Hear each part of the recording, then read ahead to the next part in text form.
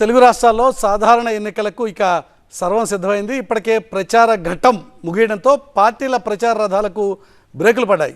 తెలంగాణలో 17 పార్లమెంట్ స్థానాలకు, అలాగే ఆంధ్రప్రదేశ్ అసెంబ్లీకి సంబంధించి ఆంధ్రప్రదేశ్ అసెంబ్లీలో జరగబోతున్నటువంటి మొత్తం రాష్ట్ర వ్యాప్తంగా సాగుతున్నటువంటి ఎన్నికలో కొత్త ప్రభుత్వం ఏర్పడబోతున్నటువంటి ఈ తరుణంలో ఏ రకంగా ఉండబోతోంది అనేది ఇప్పుడు ప్రధానంగా సాగుతున్నటువంటి చర్చ. ఏపీలో మొత్తం 175 అసెంబ్లీ స్థానాలకు, అలాగే 25 లోక్సభ స్థానాలకి కూడా ఎన్నికలు నిర్వహించేందుకు ఎన్నికల సంఘం కట్టుదిట్టమైనటువంటి ఏర్పాట్లు చేసింది. మరి ఈసారి ఓటింగ్ శాతం పెరుగుతుందా, తగ్గుతుందా?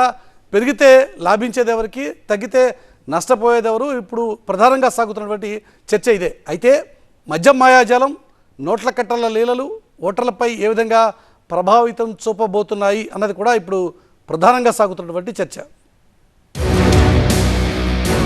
తెలుగు రాష్ట్రాల్లో సాధారణ ఎన్నికల సమరం తుది అంకానికి చేరుకుంది. పార్టీల ప్రచారానికి తెరపడింది. కట్టుదిట్టమైన బందోబస్తు మధ్య పోలింగ్ కోసం సర్వం సిద్ధం చేసింది ఎన్నికల సంఘం. ఇప్పటికే తెలంగాణ, ఏపీల్లో భారీ సంఖ్యలో క్రిటికల్ పోలింగ్ కేంద్రాలను గుర్తించిన EC central force, micro observers, web casting తో మానిటరింగ్ చేసేలా ఏర్పాట్లు చేసింది.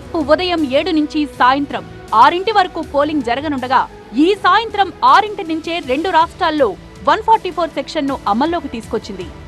వందల సంఖ్యలో పారామిలిటరీ బలగాలు మోహరించిన ఈసీ భారీగా మద్యాన్ని, నగదును స్వాధీనం చేసుకుంది.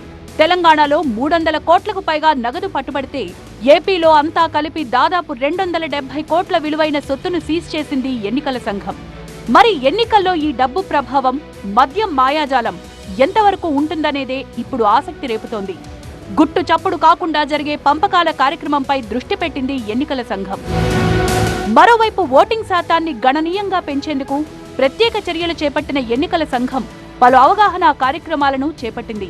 ఓటు హక్కును వినియోగించుకోవాలని విస్తృతంగా ప్రచారం చేపట్టింది. ఇటు ఓట్ల కోసం నగరవాసులు సొంతూళ్లకు తరలి వెళ్తోన్న దృశ్యాలు కనిపిస్తున్నాయి.